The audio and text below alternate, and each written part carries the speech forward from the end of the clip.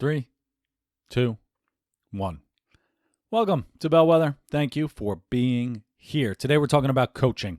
And I wanted to do an episode on coaching because a lot of people need coaches.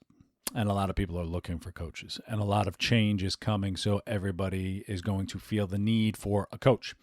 And a lot of my conversations, being a coach, is really explaining what coaching is and how to find a good coach. And I have strong opinions on coaching, how coaching should operate, how coaching should be, how coaches should build their businesses, how to hold coaches accountable. I have a lot of strong philosophical thoughts on coaching. And most of my conversations with potential clients, a lot of that time is spent really just talking about coaching, right? We've all heard of coaches. I think most of us have heard of coaches and the coaching industry and that coaching exists, but we don't really know where to turn. And it's a very large industry. It's very easy to get lost in that kind of world. And so with this podcast, I hope to answer some of your questions.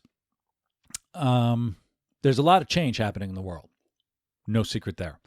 And it's difficult to be successful. It's difficult to manage change. It's difficult to adapt to change. And that's really what I do as a coach and what my partners do and everybody does as a coach is we help people adapt to change or make change, make some kind of behavioral change. And that's really what coaching is all about.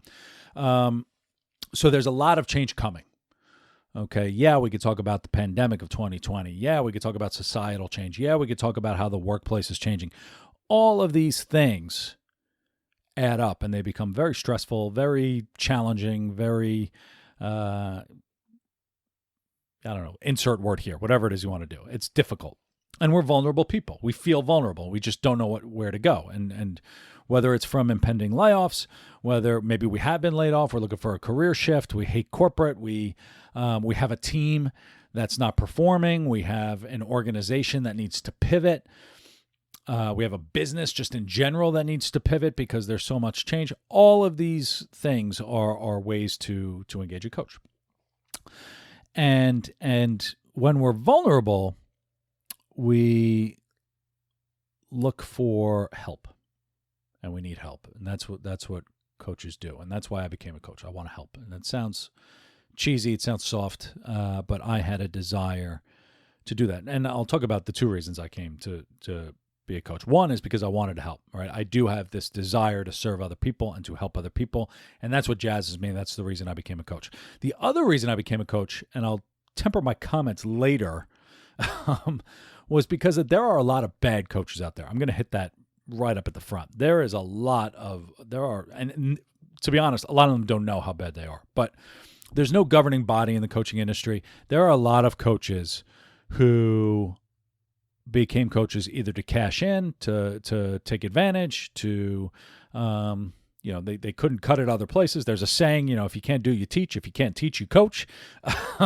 So I had a desire when I saw coaching and there were coaches that I interacted with before I became a coach. I was so angry that I just said, I have to fix this. Like, people are being taken advantage of. And I'm not going to turn this into a coaching bashing thing because there are a lot of great coaches out there, and I'm going to explain how to find them in this episode. But so those are the two things that really drove me to become a coach: desire to help, and then also, people weren't doing it right, in my opinion. So I want to clear all that up. And a lot of people, when they're looking for a coach, don't really know what coaching entails. They don't really know what it's going to take. It takes a lot of work. Coaching is not just hiring someone to fix your problems. That's not what we do. If a coach comes in and says they're going to fix your problems, they're lying to you. You have to fix your problems. We can help you do that. And so there are a lot of self-called gurus, self-appointed gurus who are looking to take your money and help you, promise you whatever. Steer clear and listen to me, and I'll tell you all that you need to know about coaching. Most of the people I talk to don't become clients. I would say probably 3/4 of the people I talk to do not become clients, either because I'm not the right fit for them, or I know I'm not the right fit for them. I'll refer them to other people. I don't take referral fees. I don't do any of that. My job is to match you with anybody. I'll talk with anybody about coaching. And there's a pretty good chance I'm not the right person for you. There's also a pretty good chance I know a great coach out there who's a good match for you. And I just refer it. That's it. Yeah, talk to this person. It's probably a good fit. And so coaching is my industry. Coaching is my job. I have strong opinions on it. And so my reputation as a coach is very important as well. And that's why I take the time to make sure that people get what they need. The reason bad coaches drive me bananas is because it affects my business. Okay, a lot of conversations I have is undoing the damage that other coaches did. And so I'm not going to harp on that. But if you ever want to talk about coaching and me talk more about that type of stuff, I'm more than happy to do that. So with a little bit of understanding, you can make a good coaching decision. And coaching is an investment in yourself. That's what coaching is. Coaching is an investment in yourself. And it could be expensive. Could be an expensive investment in yourself. And when you think about it, expensive or not, coaching really, you get what you pay for. And as part of that conversation, you need to say, am I getting the value out of what I'm paying this coach to do? You have to hold the coach accountable for that. If you're paying a coach $20,000, $30,000 for something, you have to make sure you're getting that value out of it. Okay? And so you need to have that hard conversation. Any coach who tells you that you can't put ROI on coaching is a lazy coach and is not willing to have that conversation. Don't hire them. Okay? Coaching has value. I believe in the value of coaching. I believe in the value of this type of work. And you have to be willing to go toe to toe on that kind of conversation to make sure if you're paying me $25,000 to coach you, $20,000, $15,000, whatever it is, whatever, the program is, you damn well better be getting that. And I'm going to guarantee that you're getting that kind of value. If you're not getting that value, we end the engagement. You get your money back. That's it. This isn't going to work. And that's great. That's good. If you're going to buy a car, you want to make sure you get that value out of the car. If you're in a business and you're going to pay someone to do your social media marketing, you're going to be looking metrics up, down, left, and right to make sure you're getting value out of that social media person or that marketing person or that operations person. It's the same with coaching. If you're bringing a coach into your organization or if you're investing in this on your own, you should be having some metrics to hold that person accountable. And so let's talk about what coaching, I'm big on change. I'm big on sustainable change. I'm big on all of that stuff. So I'm going to talk about what coaching is. I'm going to talk about my philosophy on coaching, and then I'm going to talk about how to pick a good coach. So let's talk about, first and foremost, what coaching is. I always tell people before I talk with them, and really the first conversation I have is why are you calling a coach? And the reason I do that is oftentimes we don't really need a coach. What we're looking for is something different. And let me explain that. So sometimes we want a mentor. Okay, and mentor, coach, people use that hand in hand, and that's fine. And it's okay that people do that. I mean, some are coaches, some are consultants, some are mentors, some are some hybrid of the two. But there's a differentiation that I like to explain so that you know exactly what it is that you're looking for. Sometimes someone wants a mentor. They want someone who's been in the industry, who does what they do, and who has lots of good advice, and they want to meet with them every once in a while, and they really want their wisdom and talk about their experience and learn from them. And that's great. That's good. I believe in mentorship. I think good mentors are worth their weight in gold. I think everybody should have a good mentor, but they're not necessarily a good coach. Okay, because you're a good mentor does not make you a good coach. A mentor is talking about their experiences and sharing wisdom. A coach is getting you to where you want to go, and the focus is on you. A mentor is focused on what that mentor has done and learned and the wisdom that they have. Small differentiation, but an important one nonetheless. Other times people want a consultant. I talk to a lot of business owners or business people in general, and they want someone to come in and say, I want you to tell us what to do. And I'm happy to do that, but that's more consulting work. And consulting work is good for certain types of work. So consultants will come in and tell you, you got to redo all of your technology, or let's talk about business processes and operational aspects, and we'll tell you how to improve it. And consultants are good, and there's valuable insights and work that come from consultants. But sometimes it's a square peg, round hole. Okay, a consultant will tell you in and say, this is what you need to do, and that may not work for you. And so there needs to be some kind of adaptation and some kind of focus on you and your business and how this is going to work for you. So there are coaches and consultants. It's a little bit of what I do, but make sure that they have you in mind, and it's not just coming in to say you're going to do what we tell you. It's let's take what you're doing and how does this actually fit in a different way. So there's mentors, there's consultants, and there's coaches. And a coach is big on a few different areas. A coach, so the type of coaching I do, as an example, and I'll give you examples of some of the people I've helped. One, as a coach, I can redesign your organization. Okay, but it's different than consulting. And the reason it's different from consulting, from an organizational redesign perspective, is we figure out what are your goals for your organization and how are you operating? What are your pain points? And we figure that out, and we find the solution with what you have. Most people don't need these radical changes. And so we take the people you have, and we might need to change some psychology. We might need to change the way that we think about work. We might need to think about the way that we structure work, and we put the lanes in that people are going to be doing. So I'll redesign an organization that way, so that you don't have to do these massive layoffs, rehires, and all kinds of nonsense. Sometimes I'll take people. Some of my favorite people to work with are these individuals who are majorly impactful in the organization, but something needs to tweak in order to get them to the next level, right? This is your typical what got you here won't get you there type of mind shift.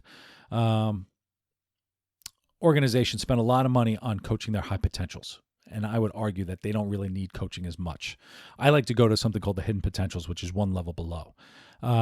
These people are the executors of change, and they may not be known as the high potential people, but they have the biggest bang for your coaching buck, because we can change some kind of behavior that they have in order to get them from director to managing director, a managing director to C-suite, whatever it is, okay?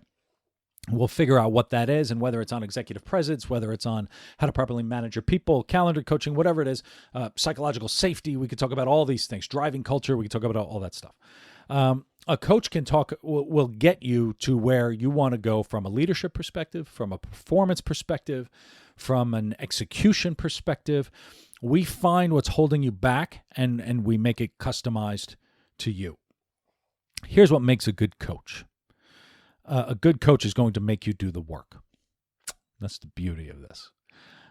Telling you how to be a good leader isn't going to change anything. I could read tons of books on Steve Jobs and Jack Welch and all these Zig Ziglar and all these motivational speakers and great leaders and all that stuff. They're irrelevant to you. Okay, that's nice that they were good leaders. What's relevant to you is figuring out the attributes that emulate and that you can emulate and that make up the word leadership for you. The definition of leadership, nobody really knows what it is. And the reason why there are so many books about leadership is because it's emotional. Okay, leadership is emotional. Coaching is emotional. All of this is emotional, and it's very subjective. So for you to be a good leader, we have to fill in the basics for you. We have to talk about good leaders that you've interacted with, that you've felt where you said, that's leadership right in front of me. And how do you emulate that? What are the feelings that evoked in you, and how did they do that? And how do we make this authentic to you? You're not going to get that out of a book. Okay, you're not going to get that reading about Bill Gates or Steve Jobs or Jack Welch. You're not going to get that reading the 25 laws of leadership or whatever it is. That's not going to work for you. Okay, now you could see this stuff, but it's kind of disingenuous, right? I could tell you all the things right now. A good leader is authentic. They have good ethics. They are good managers of people. All of that just means nothing, okay? They have integrity. They're hard workers. They do blah, blah, blah, blah, blah, blah, blah. Okay, that's nice. I could give you, Google in what makes a good leader, and you're going to find 50 million BuzzFeed articles about this is what highly effective leaders do, 50 things before breakfast. It's stupid, and it just adds to your stress. It does nothing for you. But when I talk about the people that I have identified as good leaders, that I've experienced as good leaders, all of a sudden now I've articulated what it is for me and how I could do that for other people. And that's what a coach will help you do. You have to define it for yourself. And I'm only using leadership as an example, but we could do it on many other different kinds of aspects in terms of good management, how to be a good manager, how to be a good performer, how to be a good single individual in a big organization, and how to find yourself and be whatever it is that you want to be. So that's kind of in a work type of focus, but there are lots of other different things. If you're running your own little business and society or technology is uprooting it, how you pivot is going to be customized to you. If you're a financial advisor, and I work with a lot of financial advisors, trying to showcase value in their financial advice when you've got robo-advisors and self-directed investors and doing all this types of stuff, how are you pivoting your business to give people the value that they're going to feel in your business, right? Why am I paying you 1% of my assets, when I could just pay someone, 2 basis points, whatever it is, when I just do, kind of broad market index funds. So creating value for your business. Real estate agents, I deal with them all the time. How are you doing that when the whole real estate industry is fundamentally changing? It's very interesting to see. So how do you change your business? And so a consultant just telling you what to do isn't going to fix it. You're going to have to make your business your own and pivot in the moment. That's what change is about. That's what adapting to change is all about. So when we're working with people, how to become better salespeople, how to become better all of whatever, you have to do it on your own. And that's what a coach will help you do. So the client has to do the work. It's your story, not mine. And the other reason is you have to live with your decisions. A coach telling you what to do and you make these decisions, if it's not the right decision for you, then you're screwed. You're up a creek. And that's why you have to bring yourself into the coaching engagement. Okay, for me, a consultant to tell you to change this, change that, buy this, and then leave, you're left holding the bag and it may not work for you. Okay, you have to be a partner in this discussion. And I could challenge the hell out of you on this to make sure it's the right decision. But you're going to be living with your decision. And so living with the consequences of your decision, you have to find a coach who's going to put your interests first. And that's why it's so important to pick a good coach. And so let me talk about how to pick a good coach. And in order to do that, you have to understand my philosophy on coaching. My philosophy on coaching, and I tell all of my clients this at the beginning, I hope, and I say this in the nicest way possible, I never speak to you again.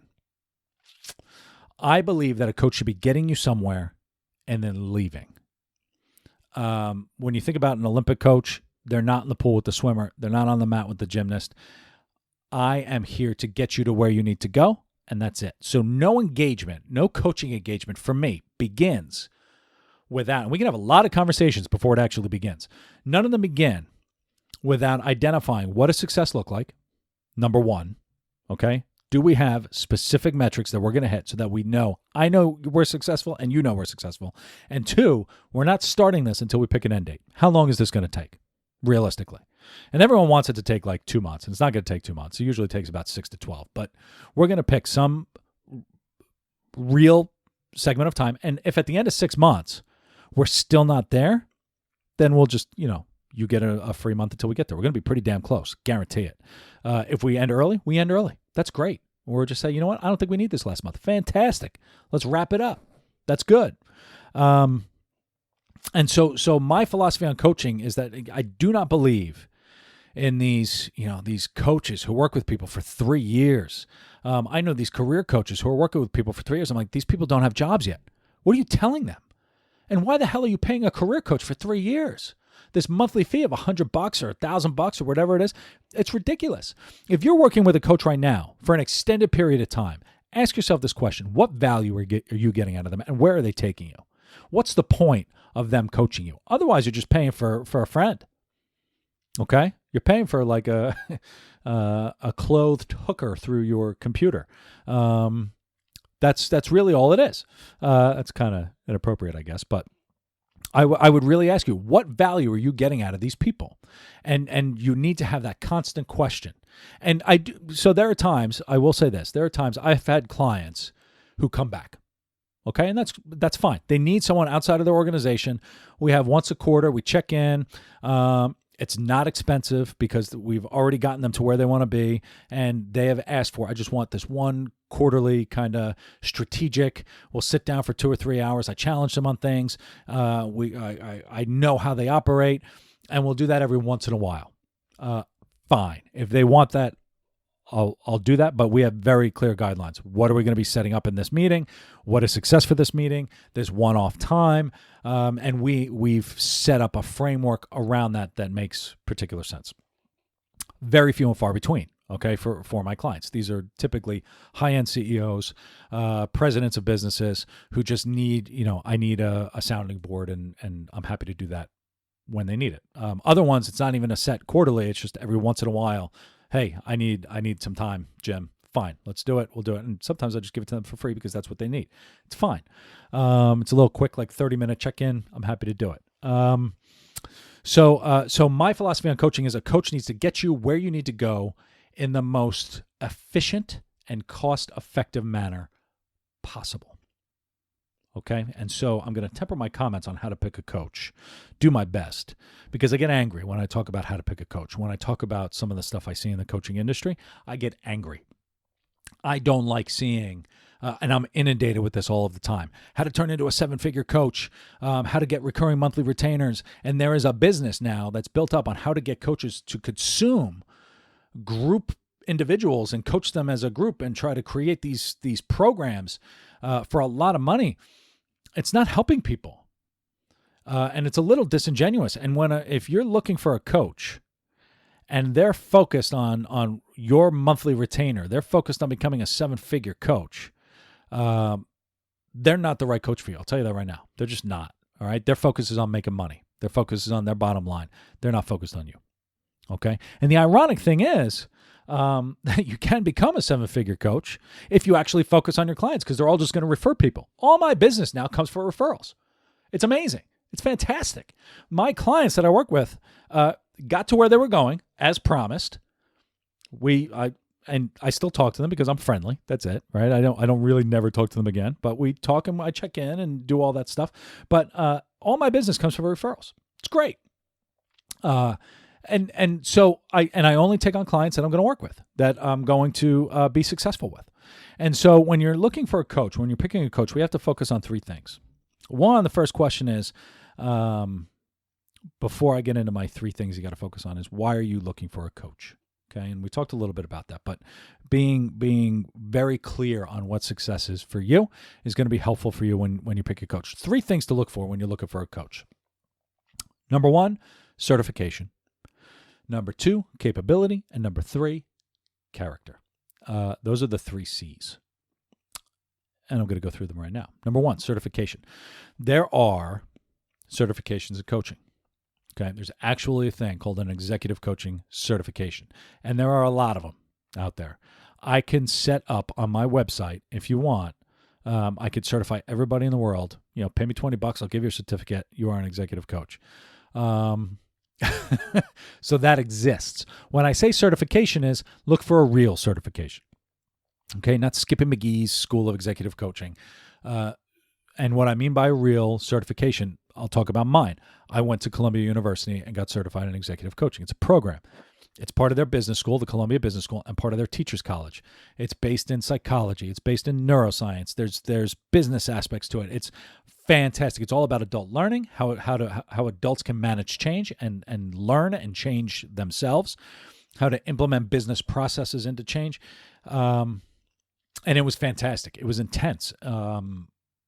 So the components of becoming an executive coach through Columbia, it was like a year-long program, give or take, in person and virtual and all kinds of stuff. I had to get 5 paying clients.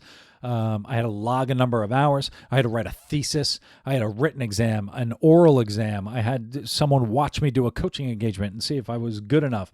I had to create like a project. It was a lot of work and good work. I'm so glad I did it. And so that's the type of certification that you want your coach to have, because now I know exactly where to take someone from beginning to end. When you talk about the arc of executive coaching and what does it look like and what is this engagement going to look like, I could tell you about the style and way that we're going to go and the journey that I could take a person on from context to content to conduct, right? Pulling in information, peeling back the onion, and getting them, to change their behavior. That's what you learn in a certification. And there are good places out there. And there are some with fancy sounding names, and a lot of them are not good. But Colombia is the premier one out there. Harvard's got a program. I think, I don't know much about it, but I've heard it's pretty good. Georgetown's got a program. So a lot of the Ivies and big schools, I know Georgetown's not Ivy, but big schools are doing it. So there are good executive coaching certifications out there. Look for that, okay, and make sure it's legitimate. And if they have a good certification, then that's a good start. Once you know that they're certified, number two, we're talking about capability. And this is where I have to really temper myself, because this is where I get angry. Coaching is a buyer beware proposition. And when we're talking about capability for coaching, we want to make sure that coaches know what the hell they're talking about when they come in to coach. And I see a lot of people trying to become coaches or say that they're coaches when they're not. Or they really don't know what the hell that they're talking about. And what I mean by that is I see a lot of kids coming out of business school who just become coaches. Okay, right? Why not? I'll become a coach. I don't want to work in the office. I'll just tell you how to do it. They've never worked in an office. They've never managed people. They've never been a leader. Or they've had like these 7 failed startups, and now they're just going to tell you how to do your own startup. It's garbage. These people don't know what the hell they're talking about. Psychiatrists and psychologists now have cut their practices in half and are trying to come in and say, let me tell you about the psychology of working in an office. They've never worked in an office. And they're telling you all about what your brain is doing while you're at work, but it doesn't actually change anything. And it's a little disingenuous. So when we're talking about capability, you want someone, and I can't believe I actually have to say this, you want someone who knows what they're talking about. That's it. You want someone who knows what they're talking about. You want someone, you're not going to have someone give you business coaching if they don't know how to read a balance sheet. Do you want someone coaching you on leadership if they've never led people?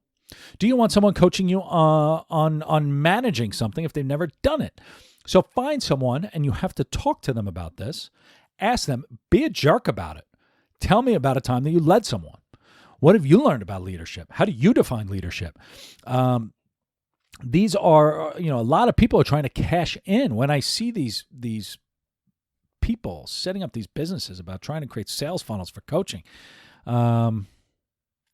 it's just antithetical to coaching. I feel like it's not good, and it's not right, and it's. I see a lot of people selling coaching products and then sending in a no name to do the coaching. They're selling, I'll sell you the workshop. And then, are you going to do the workshop? And they say, no, I'm not going to do it. I'll have Joe do it. And Joe comes in, and Joe's a 25-year-old kid who just kind of does a presentation off a PowerPoint. Drives me bananas. And so when you're finding someone, you want to find someone who knows what they're doing. So this coaching person who came in and did a book report telling you what color you are. When I was in corporate, an executive coach came in and did it and gave this presentation for an hour on what color you are and how that related to leadership, and ended it with, buy the book. That wasn't her book. And he said, this person doesn't know anything about leadership. This person gave a book report for $5,000, came in for an hour for $5,000 and gave you a 1-hour book report and basically just typed a bunch of crap onto a PowerPoint. If you're looking to change behavior, ask about when they've changed behavior. And so this is what drives me nuts about coaching today, is a lot of the conversations I've had on coaching, they say, oh, I've had a coach before. I say, how did it go? And they just look at you and they just smile. I'm like, all right, what'd they do? Okay. I have to undo what bad coaches did. And that's wrong. And so part of the capability, the onus is on you. It's always on you. I'm sorry to say it, but the onus is on you to say, where's my ROI? You have to ask the tough questions, and you ask them to guarantee it. Ask them to guarantee it. I go toe-to-toe with some of I can't name them, but I know when I'm going toe-to-toe with some of these larger sales training organizations and coaching organizations, and they say, well, this name, I think we're going to go with them. I say, when that doesn't work, call me up. And they always call me up because it doesn't work. And I say, ask them to guarantee that they're going to be successful, to come up with metrics before you do it and say, these are the metrics we're going to hit, and ask them to guarantee it. And they're going to say, no, we don't do that because you can't guarantee it. We can't guarantee an ROI. Bullshit. That's what I say. I say bullshit. If a coach is not going to tell you how you can get value out of coaching and guarantee you an ROI, they're not a good coach. Okay? The two of you need to figure out where you're going to go, and then they have to guarantee that you're going to get there. You have to hold a coach accountable. That's it. And so capability, when you call me, if you and I are going to work together, I only take clients where I can guarantee that you're going to get there. And if I can't guarantee you to get there, I'm not the right person for you. Okay? And there are a lot of people that I'm not the right person for. Okay? That's part of coaching. And my responsibility as a coach is to get you where you need to go. So focus on that and find the right person from a capability perspective, which leads me into character. And I just called it character because I wanted another C. I'm not just talking about good people, right? Most coaches are good people. And most people really have a genuine interest in trying to help you. That's why most people become coaches. But you have to connect. So maybe, that's another C word. Maybe I should have just said connection. It has to be a connection, a good connection between you and the coach.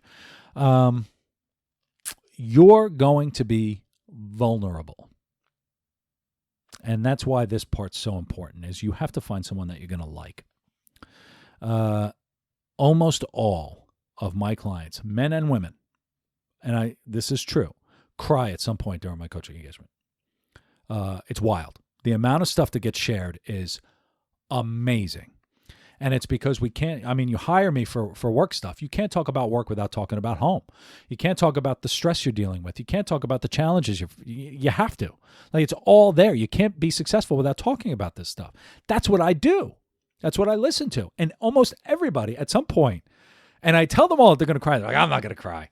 And then at some point, they might get a little choked up. They don't all cry, but I know I catch them on it. And that's, I don't call them out on it, but everybody gets, it's an emotional thing. It's an extremely emotional thing. Coaching is difficult, okay, for people to do.